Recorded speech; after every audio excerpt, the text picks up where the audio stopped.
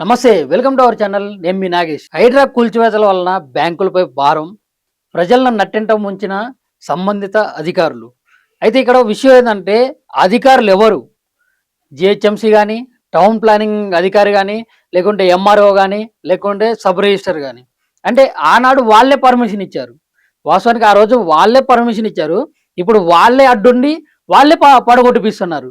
So, ఇక్కడ ప్రభుత్వం వరకే మారింది. ఆనాడు ముఖ్యమంత్రిగా కేసీఆర్ ఉన్నాడు. ఈరోజు రేవంత్ రెడ్డి ఉన్నాడు. కానీ ఒక బాధ్యతాపరమైనటువంటి వృత్తిలో ఉండి, ఒక ఒక ఆఫీసర్‌గా ఉండి, ఒక బాధ్యతాపరమైన అధికారివై ఉండి, నువ్వెందుకు ఇలా చేస్తున్నావు అని చెప్పేసి ప్రశ్నించేట వాళ్ళు అయితే లేరు. అయితే ఆ 10 సంవత్సరాల కింద గాని, లేకుంటే అంతకుముందు గాని ఎవరైతే పర్మిషన్స్ ఇచ్చారో ఆ అధికారుల పైన ఎందుకు శిక్ష పడతలేదు అనేది ప్రజలు మీరు ఖచ్చితంగా జ్ఞాపకం పెట్టుకోవాలి. ఆ విషయం గురించి ఆలోచించాలి. కానీ ఇప్పుడు ప్రభుత్వం మారేసరికి ప్రభుత్వాన్ని విమర్శిస్తున్నారు. లేకుంటే గత ప్రభుత్వాన్ని విమర్శిస్తున్నారు. కానీ ఇప్పుడు ఎవరైతే తప్పు చేశారు, అది అది గవర్నమెంట్ ల్యాండు, లేకుంటే కబ్జా ల్యాండు, లేకుంటే అది అక్కడ చెరువు ఉన్న ప్లేస్‌లో మేము పర్మిషన్ ఇస్తున్నాం అని చెప్పి అంత సోయి లేకుండా పనిచేశారు అధికారులు? లేదు గదా! తప్పు వాళ్ళు జేశారు. తిప్పలు మీరు పడుతున్నారు. సో, ఇక్కడ హైదరాబాద్‌లోనే ఇప్పుడు హైడ్రా అనేది ముఖ్యంగా హైదరాబాద్‌లో మొదలుపెడితే హైదరాబాద్‌లో చాలా వరకి ఏది ఇప్పుడు ఒక 10, 15% వరకే ఇప్పుడు తొలగిపడ్డాయి.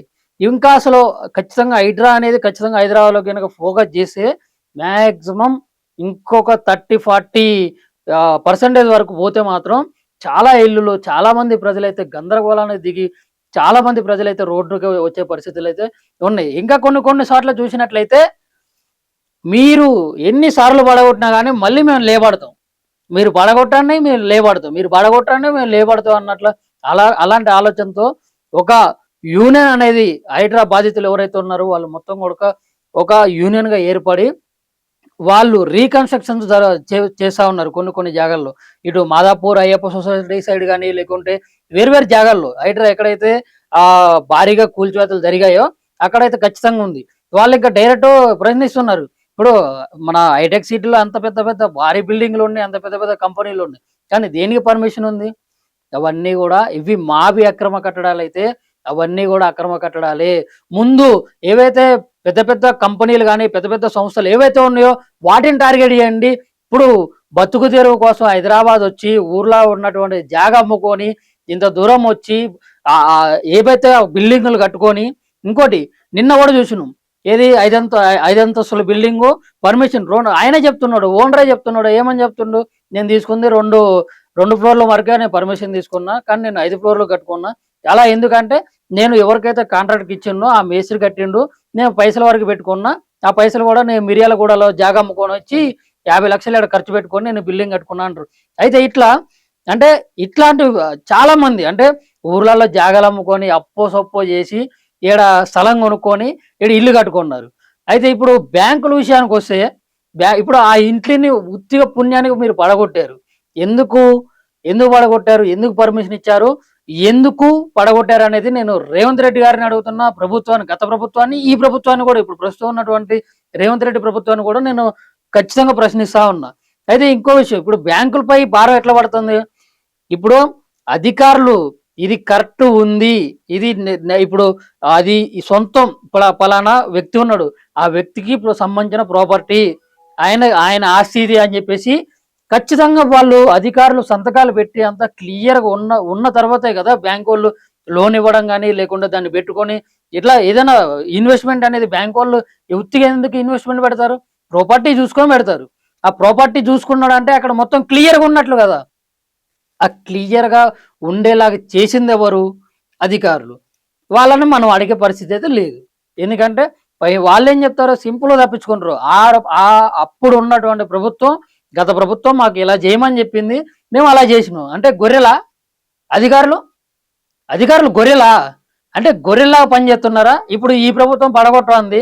మళ్ళీ రేపు మళ్ళీ ప్రభుత్వం మారిందనుకో మళ్ళీ అదొచ్చి మళ్ళీ లేపట్టమంటది. ఇప్పుడు పడగొట్టమన్న ప్రభుత్వం మళ్ళీ ఇంకో ప్రభుత్వం మారిన తర్వాత మళ్ళొచ్చి లేపట్టమంటే అప్పుడేమైతది? ఇప్పుడు దీనివల్ల ముఖ్యమంత్రి గారు మీరు ఖచ్చితంగా ఆలోచించాలి. రెవెన్యూ శాఖ మంత్రిగా ఉన్నటువంటి పొంగులేటి శ్రీనివాసరెడ్డి గారు ఖచ్చితంగా కూడా ఈ విషయం గురించి ఆలోచించాలి. ఇక్కడ తెలంగాణ మార్కెట్ పడిపోయే పరిస్థితి వచ్చింది. అండ్ ఇప్పుడు బ్యాంకులు వాళ్ళు ఇప్పుడు ఎంతో మందికి లోన్లు ఇచ్చారు. ఎంతో పైసలు అనేది ఇన్వెస్ట్మెంట్ చేశారు బ్యాంకు వాళ్ళు. వాళ్ళు ఇప్పుడు రోడ్డును వాడాలా? ఆ పైసలు ఇప్పుడు వాళ్ళు పెట్టినటువంటి ఇన్వెస్ట్మెంట్ ఎవరు ప్రభుత్వం భరిస్తుందా? ప్రభుత్వం భరాయించినా కానీ అది ప్రజల సొమ్మే కదా. ఇప్పుడు ఉన్న పొలంగా పడగొడితే వాళ్ళు ఎక్కడ పోవాలా? వాళ్ళు ఊర్లో ఎక్కడ ఉపాధి కోల్పోతున్నారు.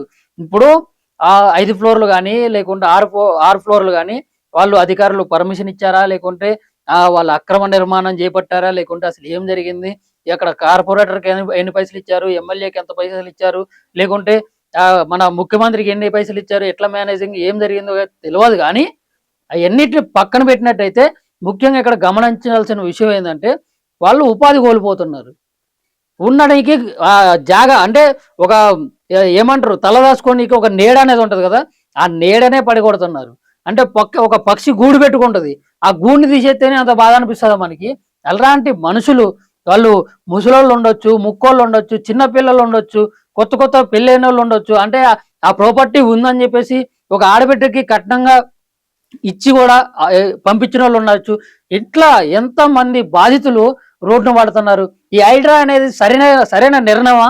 ఒకవేళ మీరు తీసుకున్నది సరైన నిర్ణయం అయితే ముందు హైదరాబాదు ఏది మెయిన్ సిటీ ఏదైతే ఉందో దాని వరకు చేయండి. ఇప్పుడు హైడ్రా ముఖ్య ఉద్దేశం ఏంటి అంటే ఇప్పుడు గతంలో ఉన్నటువంటి చెరువులు, కాలువలు, కుంటలు, వాగులు అవన్నీ కూడా వాటికి పూర్వ వైభవం తీసుకురావడానికి హైడ్రా ఉద్దేశంగా అయితే ఇప్పుడు మరి వాటికి గతంలో పర్మిషన్స్ ఇచ్చినవి అది ఖచ్చితంగా మీరు గమనించాలి కదా, అధికారులపై చర్యలు తీసుకోవాలి కదా.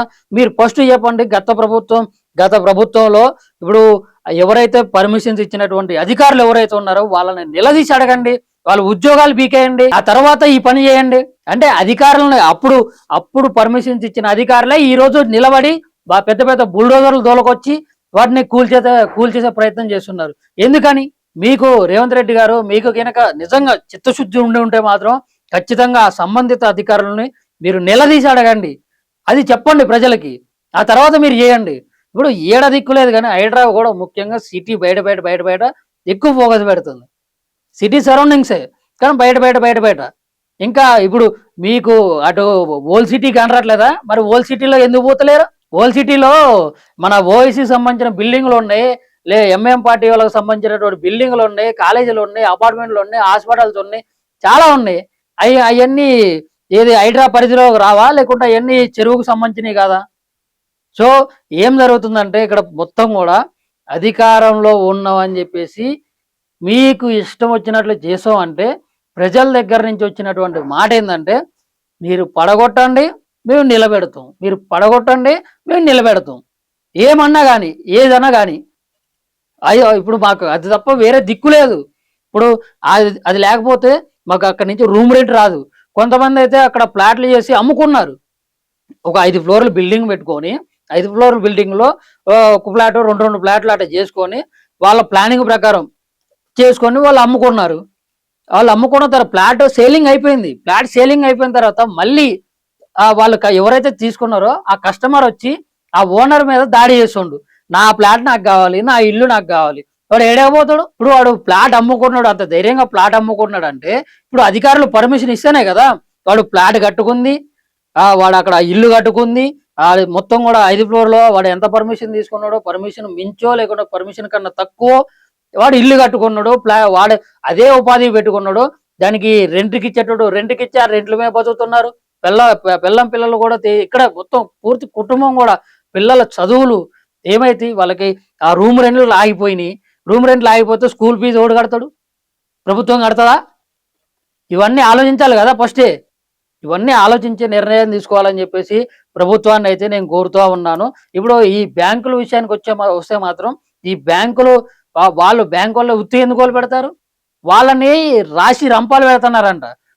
నీకు ఇల్లు లేకపోతే నాకేంది, నీకేం లేకపోతే నాకేంది, నా లోన్ నువ్వు కట్టు, నువ్వు నెలకు కట్టాలా, సంవత్సరానికి కట్టాలా, నువ్వు చెప్పిన ఏదైతే గడువు ఉందో ఆ గడువు నువ్వు కట్టాల్సిందని చెప్పేసి బ్యాంకు వాళ్ళు ఎవరైతే హైడ్రా బాధితులు ఉన్నారో వాళ్ళకి ఫోన్లు చేసి ఒత్తిడి చేయడం అయితే జరుగుతూ ఉంది. అది మనం కూడా చూస్తా ఉన్నాం. వాళ్ళు ఎందుకు ఆపుతారు? వాళ్ళు ఆపరు. వాళ్ళు ఏది చూసుకొని వాళ్ళు ఏదైతే ప్రాపర్టీ చూసుకొని వాళ్ళు లోన్ ఇచ్చారో ఆ ప్రాపర్టీ లేకుంటే ఏ ప్రాపర్టీ చూసుకొని వేరే ప్రాపర్టీ పెట్టి అంటే ఇక్కడి నుంచి మాకు ఇన్కమ్ అనేది వస్తుంది కదా, వీటితో అక్కడ లోన్ కట్టుకోవచ్చు అని చెప్పి తీసుకున్న వాళ్ళు అది లేదు. అక్కడ కొంతమంది వాళ్ళు మాట్లాడుతుంటే కంట్లోకి వెళ్ళి నీళ్లు తిరుగుతున్నాయి. ఎందుకంటే వాళ్ళు వ్యవసాయ భూమి అమ్ముకొని వచ్చి ఈడ కట్టుకుంటున్నారు. నా వ్యవసాయ భూమి పోయింది, ఈడ కట్టుకున్న ఇల్లు పోయింది. అది ఎవరు తప్పిదం?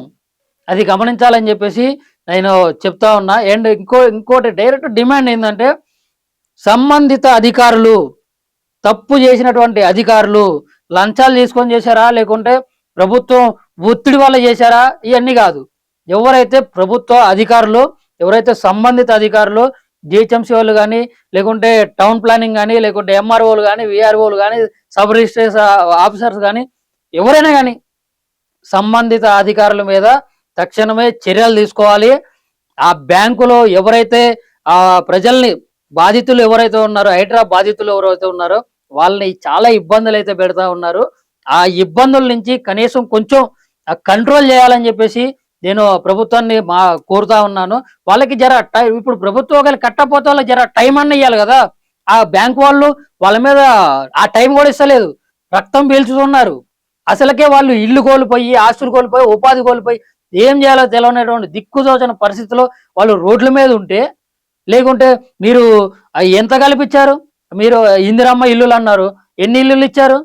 హైడ్రా బాధితులు ఎంతమంది ఉన్నారు? మీరు ఇస్తా అన్నటువంటి ఇల్లులు ఎన్ని ఉన్నాయి? ముందు అవి కట్టడానికే మీకు చాలా టైం పడుతుంది. ఇంకా హైడ్రా అని చెప్పేసి పెద్ద హైడ్రామా చేసుకుంటా ఉన్న పలంగా ఇంట్లోకి వెళ్ళి బయటికి గంటే ప్రయత్నం చేస్తే అది ఆ ప్రభుత్వానికి చాలా ఎదురు దెబ్బ తగులుతుంది. ఖచ్చితంగా ప్రభుత్వం, ఎట్లాంటి ప్రభుత్వాన్ని మేము అస్సలు ఉంచాం. ఖచ్చితంగా దాన్ని తరిమి కొట్టే ప్రయత్నం చేస్తాం. మళ్ళీ ఎవరు వస్తారో, మళ్ళీ కేసీఆర్ వస్తాడా, లేకుంటే కిషన్ రెడ్డి గారు వస్తారా, ఎవరు వస్తారో తెలియదు. కానీ ఖచ్చితంగా అయితే ఇదేకైనా జరిగితే ఈ ప్రభుత్వాన్ని అయితే మేము ఉంచాం. ఇప్పుడు వాళ్ళు మెయిన్ గా డిమాండ్ చేసేది ఏంటంటే, ఇప్పుడు హైడ్రా తీసుకున్నటువంటి నిర్ణయాల వల్ల, హైడ్రా కూల్చివేతల వల్ల ఏమైతుంది, ఇక్కడ తెలంగాణ మార్కెట్ పూర్తిగా పడిపోయింది అని చెప్పేసి. అంటే ఇప్పుడు ఆ రియల్ ఎస్టేట్ వ్యాపారులు ఎడిపోవాలా, లేకుంటే ఆ భూమిని నమ్ముకొని బతికే పరిస్థితే లేకుండా పోయిందని చెప్పేసి ఇక్కడ తెలంగాణలో ఉన్న ప్రజలైతే చెప్పడం జరుగుతూ ఉంది. అంటే భూమిని నమ్ముకొని బతికేటోళ్ళు అసలు ఆ భూమిని నమ్ముకునే పరిస్థితి కూడా లేకుండా పోయింది. ఇప్పుడు దేని మీద ఇన్వెస్ట్ చేస్తారండి ఎవరైనా ఇన్వెస్టర్స్? భూమి మీదో, బంగారం మీదో ఇట్లా చేస్తారు, లేకుంటే ఒక వ్యాపారం మీద చేస్తారు. కానీ అట్లాంటివి కూడా చేసే పరిస్థితుల్లో కూడా లేకుండా పోయింది. వ్యాపారం అనేది దెబ్బతినింది. మళ్ళీ తర్వాత బ్యాంక్ వాళ్ళ మీద పూర్తిగా భారం అనేది పడింది. అండ్ ఇంకోటి, ఆ బ్యాంక్ వాళ్ళకి ఖచ్చితంగా మీరు చెప్పాల్సింది, ప్రజల్ని ఒత్తిడి చేయొద్దు అని చెప్పి చెప్పాలా. అండ్ ఇంకోటి, సంబంధిత అధికారులు